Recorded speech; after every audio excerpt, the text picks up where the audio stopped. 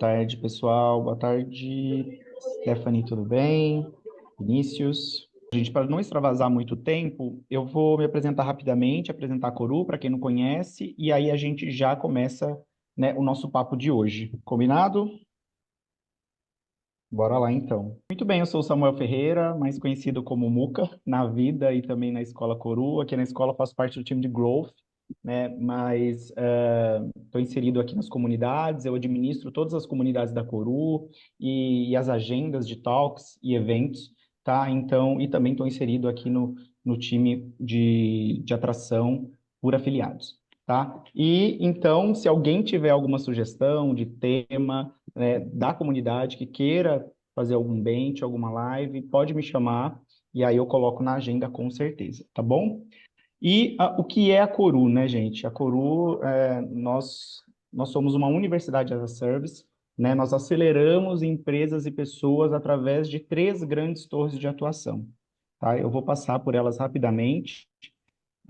Mas antes disso, né, quais são as grandes empresas que nós já atendemos através dessas torres? Da torre de tecnologia, nós já atendemos Boticário, na torre de Growth, atendemos Cogna, Hunter Douglas, e na torre de pessoas e performance, já atendemos aí Alpargatas, Eletromídia, Luxótica, né, como a minha chefe costuma dizer, nosso cartão de figurinhas aí tem crescendo bastante. Muito bem. E quais são as nossas torres principais de atuação, tá, pessoal? Peraí. Tá aparecendo aí para vocês? Deu uma Sim. travadinha aqui para mim. Tá Boa. aparecendo. Então, quais são as nossas torres de atuação, tá? Nós trabalhamos hoje com tecnologia, né, de upskilling, reskilling, B2C, B2B, dentro dessas áreas, tá bom? Então, engenharia de software, mobile, engenharia, ciências e análise de dados e produtos digitais, tá? Na torre de growth, também atendemos vendas, inside sales, B2C, B2B, customer success, customer experience e marketing digital também, tá? E nosso carro-chefe aí, que é a torre de pessoas e performance, hoje atendemos, né, o time de liderança, cursos também, né, diversidade e inclusão desde a elaboração de censos até a elaboração de fato da célula de diversidade e inclusão nas empresas, gestão de pessoas e também soft skill, tá? Muito bem. Já apareceu aí para vocês ou ainda não? Ainda não. Acho que agora Agora, sim, agora né? sim. Uhum. Boa. O Dani, ele costuma participar muito da comunidade de RH, do Diversas Conversas. Hoje ele é o nosso CEO. A Raíssa Florenci, que encabeça a minha torre, ela é sócia também do Dani, cofundadora da escola. A Priscila Costa, ela está em operações. E o Lucas, ele é o nosso CTO atualmente. Tá? E para encerrar, não sendo menos importante, lembrando que o nosso programa de aceleração de RH ainda tem vaga, então, para todo mundo da comunidade, já entra com 20% de desconto, tá aí o QR Code, qualquer coisa pode me chamar no particular, que eu passo o link para vocês, e aqui são os nossos professores e mentores, né, desse curso que está sendo um sucesso. Muito bem, bora então para nossa talk do dia. Deixa eu só parar aqui a apresentação e entrar no nosso tema. Muito bem, pessoal. Bom, primeiro, novamente, queria agradecer a presença de vocês, Gui Cerruti, Pedro Bacalchuk, isso? Muito bem. Pelo tempo de vocês. E bora bater esse papo então, pessoal. Hoje nós vamos falar sobre tendências e tecnologia em recrutamento e em seleção com essas duas feras do tema. Tá bom? Então, antes de mais nada, Gui, se apresente e depois Pedro, por gentileza. Beleza, obrigado, Muca.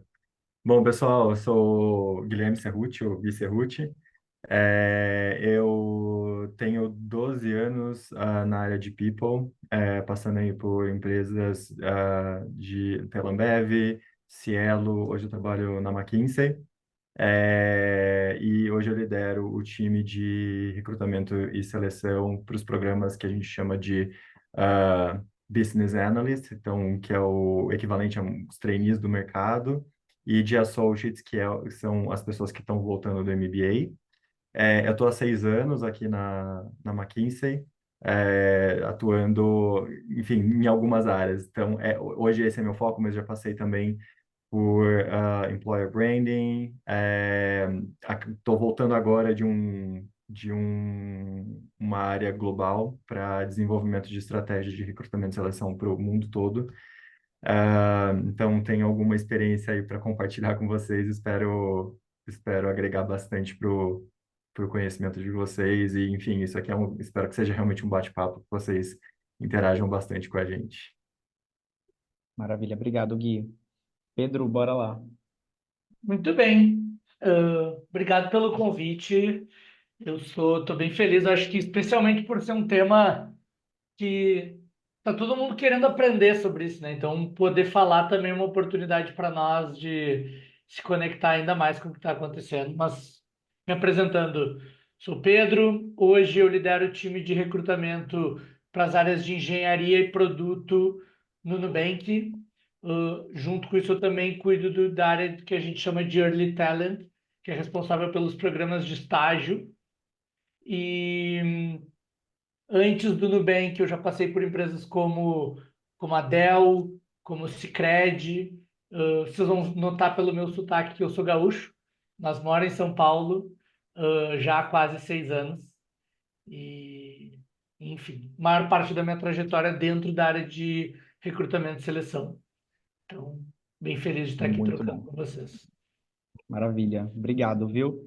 Então, pessoal, eu separei algumas perguntinhas aqui, que são perguntas super quentes, mas aí, se vocês quiserem interagir também, é muito melhor até. Então, quem não puder ligar a câmera ou não puder falar nesse momento, deixa aí a sua mensagem no chat, que daí eu pergunto, passo para os meninos. Combinado? Muito bem, para começar então, uma perguntinha, né, direcionada ao Gui, mas depois gostaria de ver também qual que é a visão do Pedro sobre isso, né? Vocês são responsáveis pelas vagas de duas das empresas mais desejadas aí do Brasil. Então, muitas pessoas se inscrevem para os processos de vocês, mas se uma empresa desejada é uma construção, como se constrói essa reputação de marca empregadora hoje em dia? Boa, Muca, obrigado. Quando eu vi essa pergunta, eu fiquei refletindo muito o que leva uma empresa a ser desejada, assim. E eu acho que não tem uma resposta única, mas eu acho que acho que tem dois fatores muito importantes aqui. Eu acho que a cultura é algo super importante, então, como você constrói essa cultura e consegue fazer com que as pessoas que já estão dentro vivam essa cultura e reproduzam isso e comuniquem para fora. É, e muito ligado à cultura é a consistência das coisas que você faz e das práticas que você tem dentro da sua empresa, né? Então, é, eu acho que eu poderia citar aqui 5 grandes práticas que podem fazer muita diferença, assim, dentro do, dessa questão de se tornar uma marca muito atrativa. Acho que a primeira delas é, pensando até na experiência, na jornada de qualquer pessoa dentro de empresa, começa pela experiência do candidato.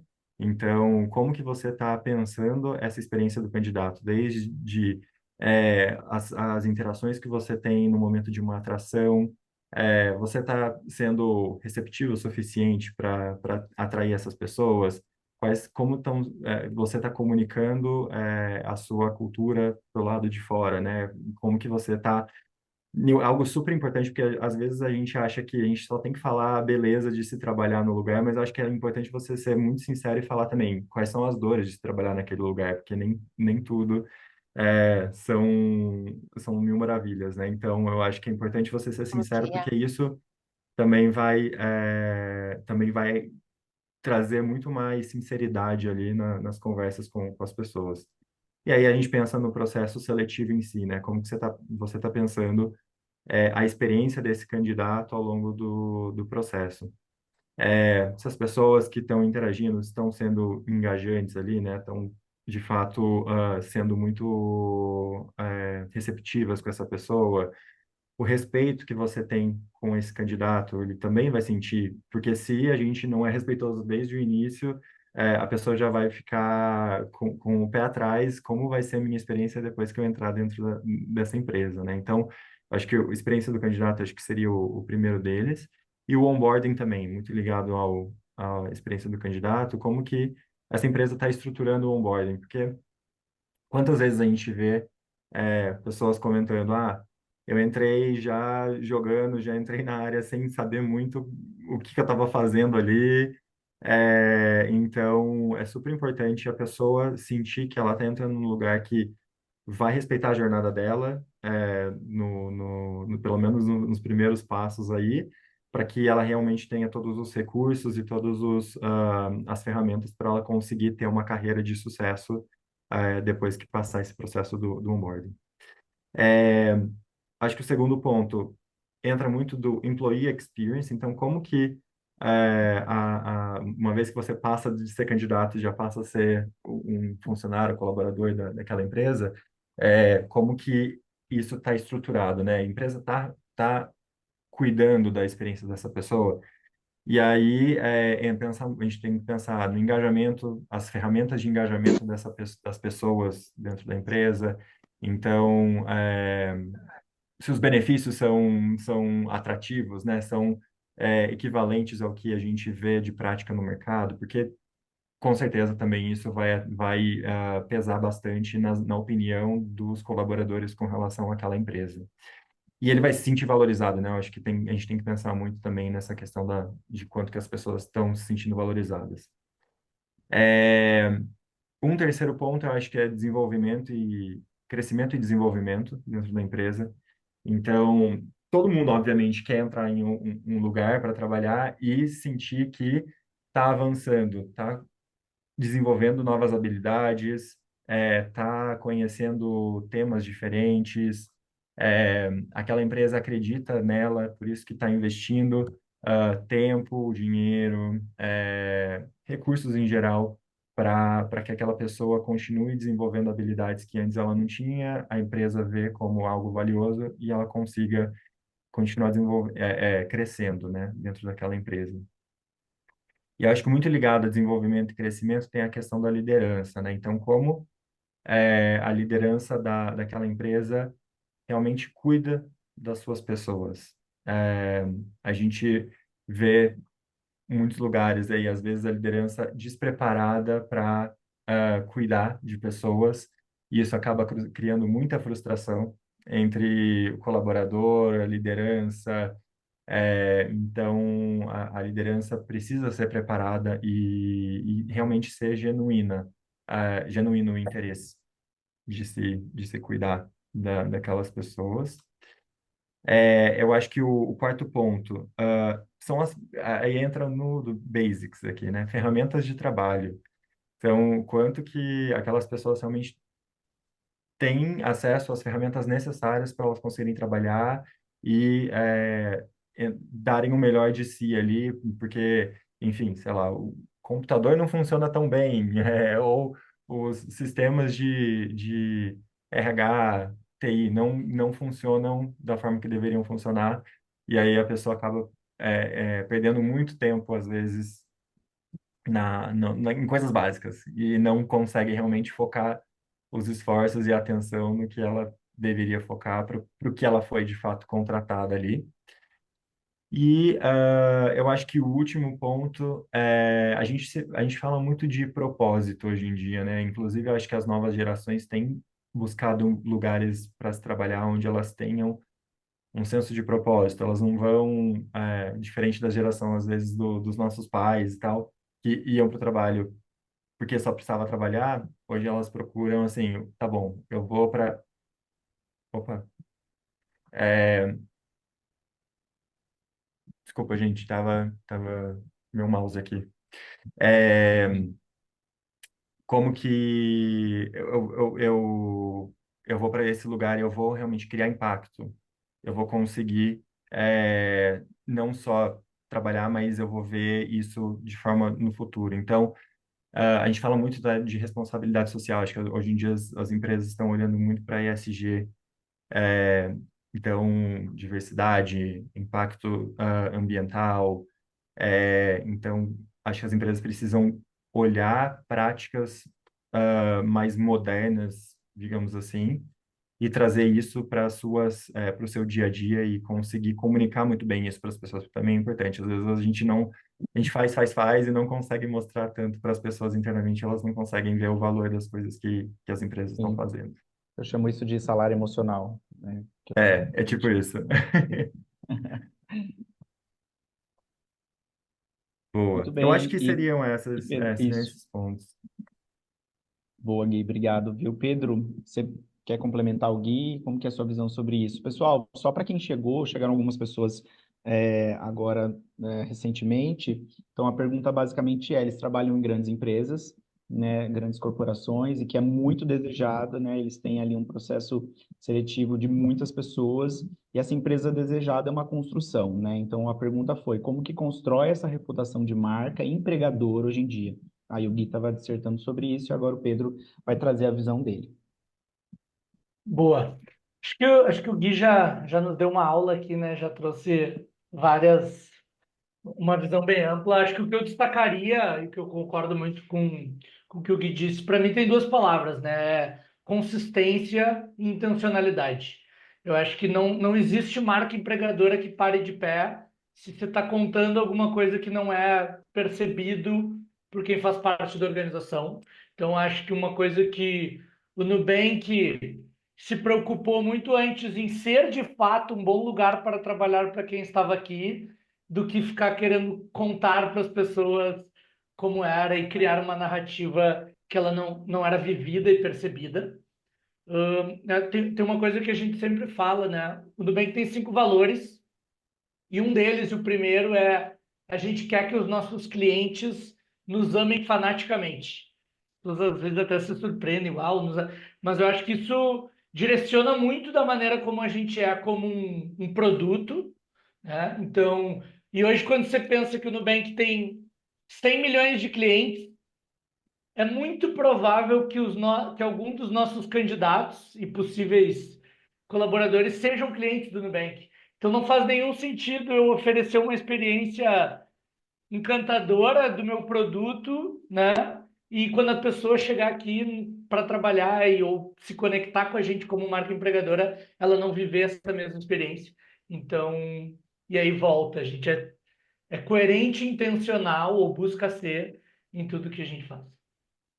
Eu acho que, Maravilha. complementando um ponto que você falou sobre consistência, para quem trabalha com marca empregadora e tal, acho que nota isso, assim, como a cultura, ela é muito dinâmica, né? Então, o que funciona hoje, a gente comunica hoje, pode ser não ser a mesma coisa que a gente vai comunicar daqui a 5 anos, porque comportamentos mudam, prioridades dos colaboradores mudam também. Então, é algo super importante de você manter um tracking ali de, beleza, ainda o que eu estou comunicando é o que as pessoas vivem internamente e valorizam, então é importante sempre manter isso no radar.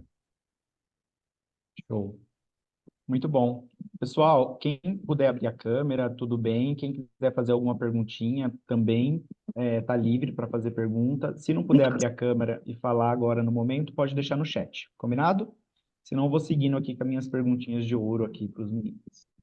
Muito bem, para a próxima, então, Pedro, tem se falado muito aí de futuro do trabalho, novas formas de organizar a rotina, conflitos geracionais, saúde mental, open talent, gig economy, né? Como que você vê esses aspectos influenciando a área de atração?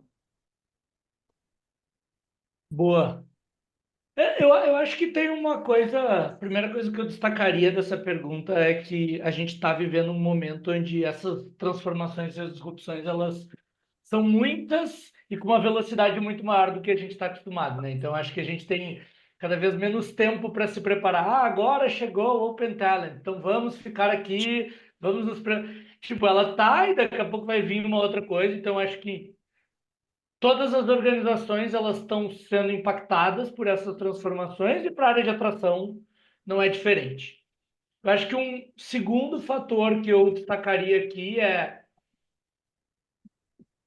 muito conectado com o que a gente estava falando antes, as empresas elas não conseguem mais esconder a sua perspectiva E sobre aí, beleza? Tudo bem, você? então as empresas elas não conseguem mais esconder a sua perspectiva sobre o assunto. Então, o que é, por exemplo, como é vivida a questão de saúde mental, não adianta eu ir lá dizer uma coisa e o que. Então, isso acho que já é um impacto para a atração. Todo mundo sabe, mesmo de fora, a realidade que é vivida dentro da organização. Acho que e aí, dividindo essas várias ah, tendências que você falou, assim, quando a gente fala para mim olhar para a saúde mental, essa questão dos conflitos geracionais, eu colocaria numa caixinha que eu acho que todas as empresas precisam caminhar rápido nessa direção. Acho que é uma grande contribuição que essa nova geração está fazendo, que é não aceitar estar num ambiente onde ela, né, não tem a segurança psicológica e tem a sua saúde mental impactada e está todo mundo tendo que se movimentar. E quando a gente fala de gig economy, open talent, eu vejo essas como grandes oportunidades para nossa área de atração. Acho que aqui no Brasil a gente ainda está atrasado com essa conversa. Eu vejo muito pouca empresa falando, entendendo como isso vai fazer, vai disruptar o mercado. Eu adicionaria uma mais que você não colocou na pergunta e que eu acho que é o conceito de skills-based organizations, né, que são as organizações organizadas por skills e não mais por jobs. Então, essa é uma coisa que a gente está olhando e tem uma tendência de transformar a maneira como a gente contrata, a maneira como a gente se organiza, a maneira como as empresas trabalham. Então, uh, eu acho que nesse momento o que eu vejo é um grande potencial da gente ter um leque maior de opções de contratação, mas o recado que eu daria aqui é: estamos atrasados, precisamos um convite para todo mundo começar a ler, se conectar e ver o que faz sentido para sua organização. Não adianta dizer assim, vou mudar tudo, então agora eu vou implementar skills-based organizations no Nubank, vamos começar a contratar freelancers e, cara, não, então poder entender o que são elas, pilotar, escolher uma parte da organização que dá para a gente começar a testar e não ficar com medo. Eu tenho dito isso também para todas, para AI, para essas coisas. A gente resistir a essas transformações não vai ajudar. O negócio é ir criando, se conectando e se familiarizando com elas para poder fazer uma virada sustentável. Legal. Gui, você quer complementar? Eu acho que eu concordo 100% com o que o Pedro falou, e a gente estava discutindo justamente sobre essa questão geracional, inclusive como eu trabalho diretamente aí na contratação de pessoas que estão entrando na carreira profissional agora, é algo que a gente precisa super manter no radar, né? Mas, com certeza, por exemplo, saúde mental é indiscutível. Toda empresa deveria cuidar, como o Pedro falou. Mas tem alguns aspectos, igual, e aí também, linkado ao que o Pedro falou, que você precisa entender o que funciona para a sua empresa. E você não vai ter que mudar certas práticas, porque a geração está pedindo aquele ponto, né? Então, vamos comentar, por exemplo, consultoria se viaja muito. A gente vai abrir mão de viagens porque a nova geração prefere trabalhar mais de casa? Não. Isso é inerente ao trabalho de um consultor, por exemplo. Então, você não pode mudar a sua cultura, o jeito de você trabalhar simplesmente porque a geração está pedindo aquilo, mas é importante como você comunica isso e como você consegue colocar isso de uma forma que ainda se torna atrativo, né, para as pessoas, para as novas gerações. E também concordo com o Pedro, não adianta a gente querer colocar a goela abaixo todas as tendências de mercado. Eu acho que é super importante você ter o discernimento para saber isso aqui funciona, isso aqui não funciona, ou isso aqui funciona mais adaptado para a minha realidade, porque eu acho que as nuances são muito reais entre uma forma de trabalhar de uma organização e outra. Então, acho que é importante a gente saber até que ponto a gente quer de fato implementar certas tendências aí. Eu acho Boa. que eu adicionaria um ponto que uma tendência que ela é muito evidente, essa questão de que o que funciona para cada organização é a questão do trabalho remoto, né? Justo. As empresas, acho que, obviamente, existe uma tendência do trabalho ficar cada vez mais remoto. Mas, por exemplo, no Nubank, o nosso modelo remoto, a gente vai uma semana consecutiva a cada 3 meses.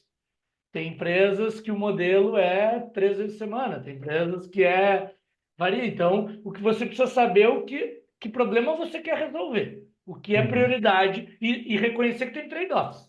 Eu não vou conseguir encontrar um modelo que funcione para todo mundo, Sim. mas é para isso que eu estou priorizando e vou arcar com as consequências disso. Perfeito. Muito bem. Pessoal, alguém tem alguma dúvida a respeito desse tema? Ou posso seguir? O silêncio eu vou entender como seguir, ok, pessoal? Se não, pode deixar aqui no chat para a gente. Gui, então bora lá, né? Ah, deixa eu ver. Muito bem. Fala-se muito de dificuldade de achar pessoas preparadas no mercado. Aí, o que que você considera? Se isso é um mito, é verdade? O que que as empresas podem fazer para lidar com esse tema? Eu acho que sim. Eu acho que hoje em dia, não só no mercado de trabalho, mas as novas gerações estão sendo demandadas ou bombardeadas com muitas informações, e eu acho que as pessoas, hoje em dia, as novas gerações têm muita dificuldade de entender de fato para qual caminho elas devem seguir, onde elas devem focar e tal. Então, eu acho que é muito importante, talvez as empresas realmente tenham um papel aí de ajudar, principalmente nessas pessoas em início de carreira ou pessoas experientes que estão fazendo uma transição de carreira, eventualmente. A gente vê muita gente fazendo esse movimento para tecnologia, por exemplo, é algo que a gente vê muito, né? E eu acho que tem uma camada adicional aqui, que quando a gente fala de diversidade e inclusão, as empresas precisam entender exatamente quais são as necessidades de cada grupo, porque eventualmente você não teve acesso a certas oportunidades, ou existe uma estrutura social que não permitiu ou é, não deu as oportunidades para aquela pessoa. Se a gente fala de gênero, fala de orientação sexual ou de raça. Mas então, eu acho que assim, eu gosto sempre de trazer de forma mais prática como que a gente pode ajudar essas pessoas a se prepararem mais para o mercado de trabalho. Então, eu acho que pensando na jornada das pessoas, a gente tem que pensar, ok, por que que as pessoas não estão chegando talvez tão bem preparadas para o meu processo seletivo? E aí, como que eu ajudo elas nessa melhor preparação? Então, posso fazer um workshop de currículo, basicamente, porque talvez as pessoas não, elas talvez tenham as expertises e os conhecimentos, as qualificações que eu estou procurando, mas talvez não consigam transmitir isso de forma clara. A gente faz, por exemplo, aqui no nosso processo seletivo, vários workshops para realmente ensinar as pessoas a criarem o currículo, porque a gente precisa tirar o maior número de informações possível, que é a única base de dados para a gente tomar uma decisão se a gente vai convidar essa pessoa para uma entrevista ou não.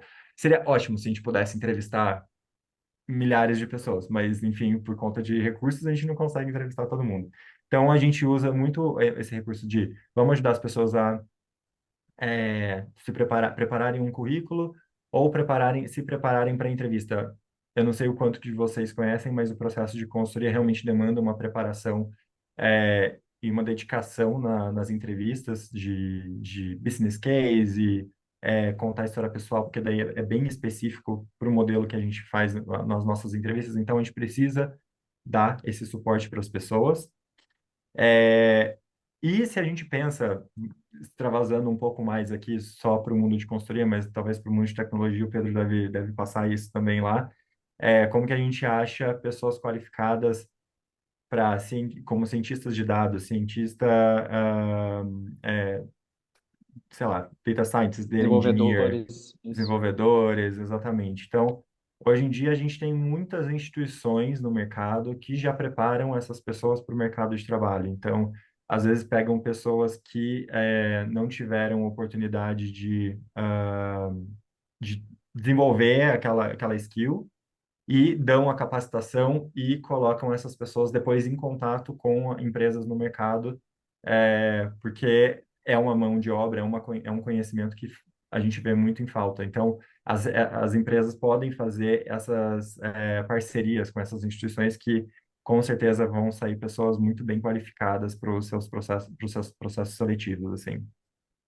Mas pensando depois na questão de novos talentos, quando a pessoa já está dentro da empresa, se ainda entende-se que está faltando a, uma qualificação ali, acho que os programas de novos talentos pode ser uma ferramenta legal. Então, eu não estou encontrando pessoas analistas tão preparados para os meus desafios aqui. Então, por que a gente não faz um programa de estágio focado no desenvolvimento de novos skills, de comunicação? E às vezes não precisam ser só skills técnicos, podem ser habilidades de comunicação, resolução de problemas, é, de resolução de conflitos, porque tem aspectos que talvez sejam bem importantes para aquele para os jovens ali, né?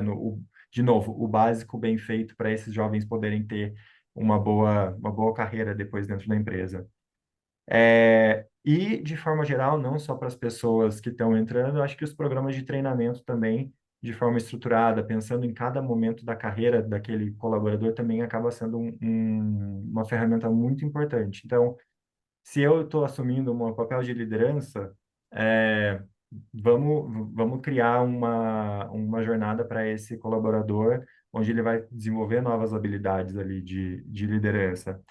É, algo muito importante que eu acho que está crescendo cada vez mais agora são programas de mentoria. Eu acho que a gente, não só mentoria fora, mas mentoria entre colaboradores, né? Então, acho que é fomentar esses programas de mentoria que acabam sendo menos formais no sentido de um treinamento, mas as pessoas organicamente acabam se ajudando muito ali no dia a dia. E promover uma cultura de feedback. Eu acho que feedback, as pessoas precisam parar de ter medo de feedback. Quando eu falo de feedback, às vezes as pessoas falam: Meu Deus, eu não quero receber feedback porque eu vou. É só coisa ruim, geralmente, né? E eu acho que as pessoas precisam entender que feedback é um presente. E saber, obviamente, a pessoa tem que saber tanto dar quanto receber o feedback, e não reagir negativamente se for o caso. Então, feedback é uma forma de desenvolvimento contínuo, ser muito claro, às vezes, como eu gosto de receber feedback também. Então, as pessoas serem mais protagonistas da sua carreira em falar, beleza, eu vou seguir por esse caminho ou aquele caminho. Então, bom, essas aqui seriam minhas dicas mais práticas de como a gente consegue desenvolver mais habilidades aí nos profissionais. Boa, muito bom.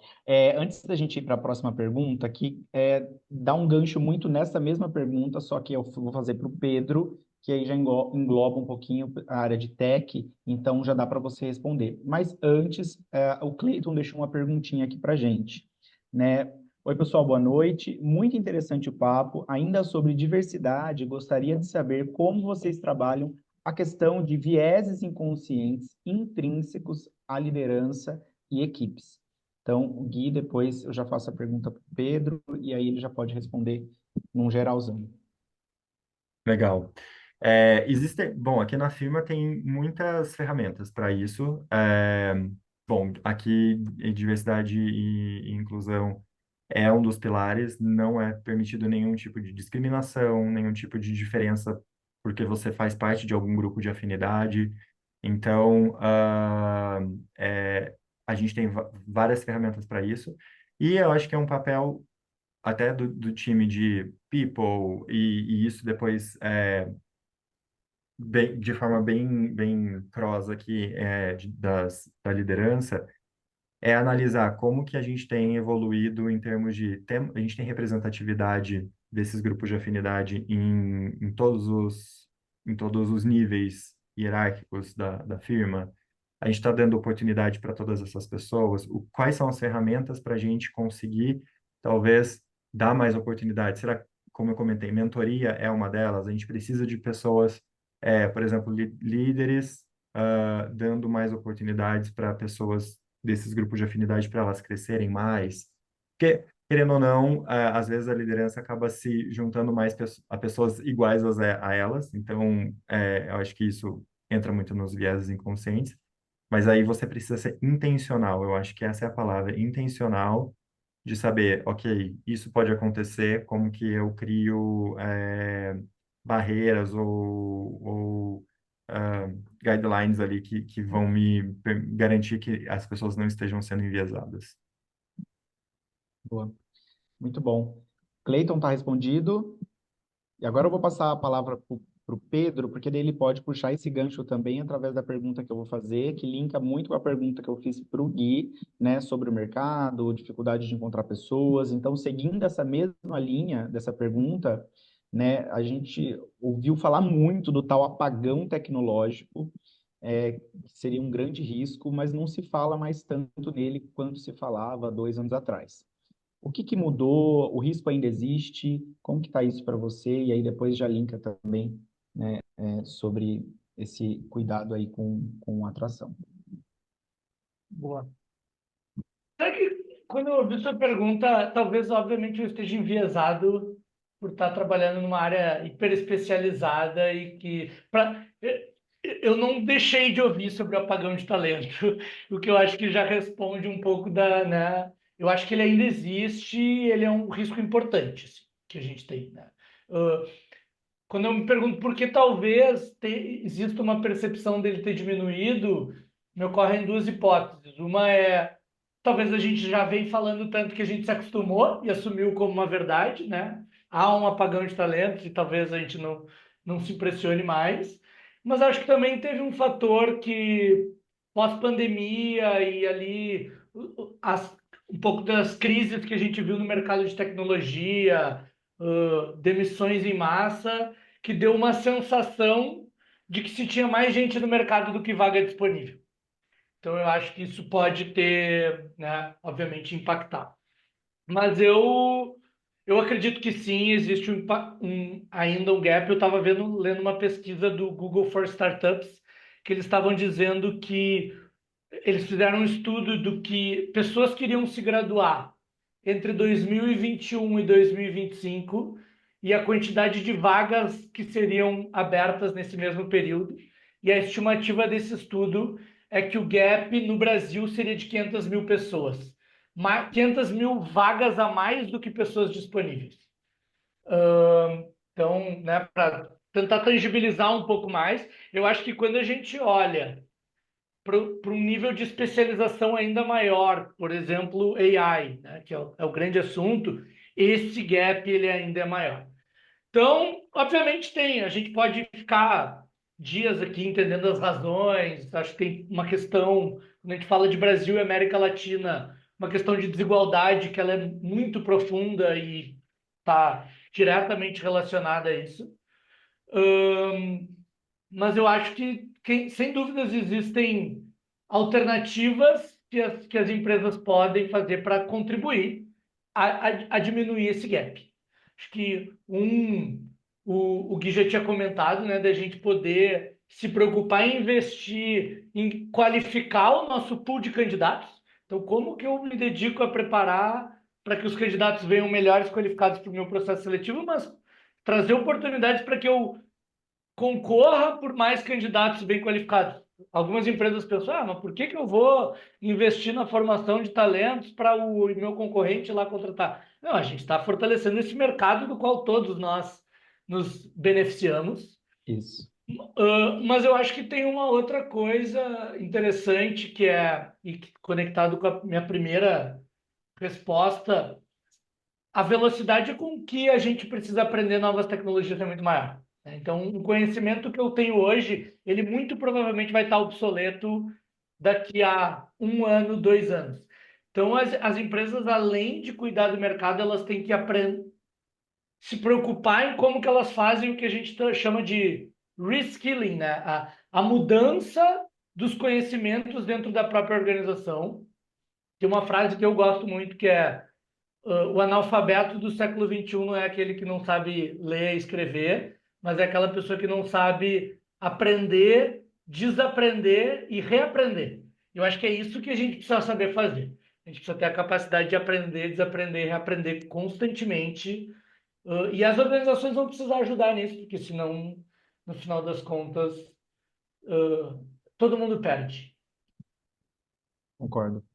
Muito bem. A próxima perguntinha pode começar com o Gui, e linka muito com o que a Fabi deixou aqui no nosso chat sobre retenção de talentos. Mas antes de reter o talento, Gui, conta um pouco para a gente da parte dessa tendência de cuidar da experiência do candidato e o que isso quer dizer e citar alguns exemplos aí de como fazer isso. Legal. Acho que eu tinha até mencionado um pouco lá na primeira pergunta, né, que quando a gente falou sobre cultura, eu acho que a experiência do candidato é, deve ser cuidada realmente do começo ao fim, traduzindo o jeito que aquela empresa atua e como é a cultura, quais são os valores dela. Então, como que você traz isso para a experiência do candidato, né? E é aquele ponto. Se o candidato já entender que talvez ele não está sendo cuidado do jeito que ele esperaria, se ele não está sendo valorizado do jeito que ele gostaria, provavelmente, mesmo que ele receba uma oferta para ir para aquela empresa, se ele recebeu de um concorrente ou de uma outra empresa, ele provavelmente vai declinar, porque a experiência não foi tão boa. Ainda mais quando a gente fala de tecnologia, a gente sabe que o mercado de tecnologia, se está faltando gente, é porque quem está qualificado hoje em dia está recebendo muitas ofertas ao mesmo tempo. Então, por isso que a gente precisa se preocupar no sentido de destacar é, e fazer com que a pessoa passe a admirar aquela empresa, né? E aí eu acho que tem alguns passos importantes aí para você garantir uma boa experiência do candidato. Acho que começa no processo de application ali, né, no processo de inscrição. Acho que tem que ser o mais simples possível, perguntar exatamente o que você precisa e vai usar de fato no seu processo para aquele candidato. Porque acho que é legal brincar com esse balanço entre o que eu preciso pedir, que é importante para o meu processo, ao mesmo tempo em que eu consigo dar uma experiência personalizada na medida do possível para o meu candidato. Então, não perguntar demais, mas também não perguntar de menos. Então, acho que é importante ter esse balanço. É, Até porque eu acho que é super importante a gente pensar quando fala sobre o processo personalizado, como que eu consigo ter um processo inclusivo para aquele candidato. É, Às vezes tem nuances nas experiências, nas vivências daquela pessoa, que eu preciso realmente tomar muito cuidado. Então, a gente falou sobre diversidade e inclusão. Cada grupo de afinidade, por exemplo, tem necessidades muito diferentes. Então, é importante a gente sempre manter no radar como eu consigo realmente ser mais inclusivo dentro do meu processo. Eu acho que tem que ser cuidado do começo ao fim, mas principalmente para esses grupos de afinidade. Outro ponto que eu acho que é super importante, terceiro ponto aqui, é clareza no processo. As pessoas às vezes ficam perdidas. O que é esperado de mim e quais são os próximos passos nesse processo seletivo.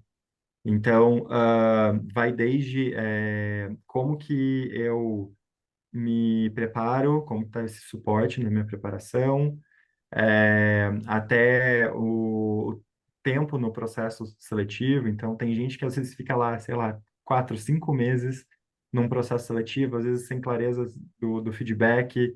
Então, é importante a gente pensar nesse tempo, porque as pessoas também podem realmente estar procurando emprego e elas vão procurar outras pessoas. E se a gente for procurar exatamente as pessoas mais qualificadas para o nosso processo, com certeza essas pessoas estão sendo super assediadas aí por outras empresas. Então, é super importante a gente, de fato, cuidar e correr com esse processo para dar uma boa experiência para essa pessoa. Eu acho que o quarto ponto são os entrevistadores engajados, porque não adianta nada também, às vezes, o time de recrutamento está ali super cuidando do processo, trazendo a pessoa para o lado da empresa, gerando a maior experiência, e aí o entrevistador, no primeiro contato, não foi atencioso, não respeitou o horário, acho que coisas básicas que às vezes a gente deixa passar, não respeita o horário, desmarcou, não tem problema remarcar, mas desde que remarque com a entrevista com um tempo de antecedência, porque a gente tem que pensar também que o horário da pessoa é... Exato, Pedro. Exato, é raro, mas acontece com frequência, viu? Então é importante a gente manter aí, e obviamente sempre passar essa percepção, esse feedback para o entrevistador também quando acontecer, porque a pessoa não vai deixar acontecer de novo. É, Quinto ponto, entrevistas estruturadas e justas. E aí eu acho que a gente vê, às vezes, processos seletivos com modelos de entrevista que não fazem sentido nenhum, às vezes não estão avaliando as habilidades que a pessoa vai usar no dia a dia dela, e só porque é bonito, tá no... A gente falou muito, né, de, tipo, usar tendências de mercado, só porque o mercado está usando, eu também vou adotar esse modelo aqui. Então, acho que é importante a gente saber exatamente colocar na balança o quanto que o modelo de entrevista é realmente útil e eu estou avaliando esses skills que eu preciso. E, por último, feedback.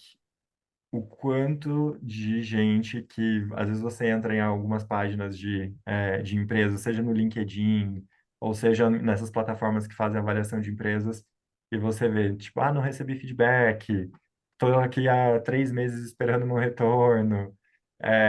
Então, a gente tem que pensar muito no respeito que a gente está dando e atenção que a gente está dando para esses candidatos. E, enfim, pensa como o Pedro falou, esse candidato hoje pode ser ou já é um cliente seu. Então, não é só a reputação do processo seletivo, mas a reputação enquanto marca institucional está muito em jogo se você não gerar uma boa experiência para o candidato. Boa, muito bem. Pedro, você tem algo a acrescentar? Eu tenho uma próxima perguntinha aqui para você também, tá? Tá super claro a resposta do Gui, assina embaixo. Boa. Então, quando a gente fala em processos com muitas pessoas candidatas, a experiência pode ficar ainda mais difícil de endereçar, né? A tecnologia pode ajudar? Então, hoje, atualmente, temos visto muitas críticas ao ATS, né, que é o sistema de rastreamento de funcionários, mas o problema vai além disso, correto? Eu tenho uma opinião bem forte sobre esse assunto, que eu brinco com as pessoas, mas eu também sou impactado pelo LinkedIn, as pessoas culpando os ATS pelos desafios de empregabilidade. E eu disse esses dias para um amigo para mim que as pessoas. Esse argumento é o terraplanismo do mundo corporativo. Assim. É as pessoas que acham que precisam encontrar um, um fator externo para responsabilizar, e acho que né, a gente precisa reconhecer que aquilo ali é uma ferramenta, e por trás dessa ferramenta existem pessoas que setam e usam ela de melhor ou pior. Né? Até recomendo para quem gosta dessa discussão, a CEO de uma dessas ATS, que é da GUP, a Mariana, ela fez um vídeo falando sobre isso, assim, um vídeo bem didático que eu recomendo assistir. Então, dito isso, eu volto para esse ponto, assim. Eu acho que o que eu vejo das novas tecnologias, especialmente AI, elas têm uma das coisas mais legais que elas podem fazer é organizar uma quantidade enorme de dados desestruturado em dados organizados e acionáveis. Né? Então, eu acho que, respondendo objetivamente, a ferramenta pode ajudar muito a gente lidar com um volume maior de candidatos no topo de funil. Acho que às vezes eu vejo muita gente dizer assim, não, mas então quando tiver amadurecido o AI para TA eu vou conseguir fazer. Não, acho que a provocação que eu faço para os recrutadores é, cara, você tem que conhecer muito bem como funciona o seu funil de recrutamento. Então, sei lá, vamos pegar um exemplo. Eu fiz um programa de estágio recentemente e a gente recebeu 18 mil aplicações em uma semana aqui para o Nubank. É claro que eu não vou conseguir falar com todas essas 18 mil pessoas, vai ter que ter uma etapa do processo onde eu vou ter um volume de reprovação muito alto, Então, eu vou olhando e entendendo o funcionamento desse meu funil, eu vou criando estratégias que me permitam, dentro da realidade daquela etapa, eu dar um approach mais humano, e que as pessoas se sintam ouvidas e contempladas. Então, esse exemplo dos 18 mil, das 18 mil candidaturas, a gente gravou um vídeo com uma das nossas lideranças agradecendo pessoalmente cada uma daquelas 18 mil pessoas que se aplicaram. A gente colocou naquela etapa um business case que todo mundo poderia fazer, então ninguém se sentia sendo reprovado sem ter tido a oportunidade de participar daquele processo. E, obviamente, novas ferramentas vão ajudar. Agora a gente está testando uma ferramenta no Nubank.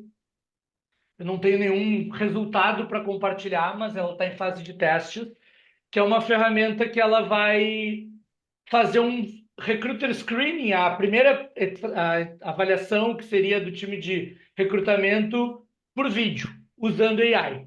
Então, a ideia é que a ferramenta você crie respostas dentro do que é esperado para aquelas perguntas e pode avaliar questões técnicas e culturais.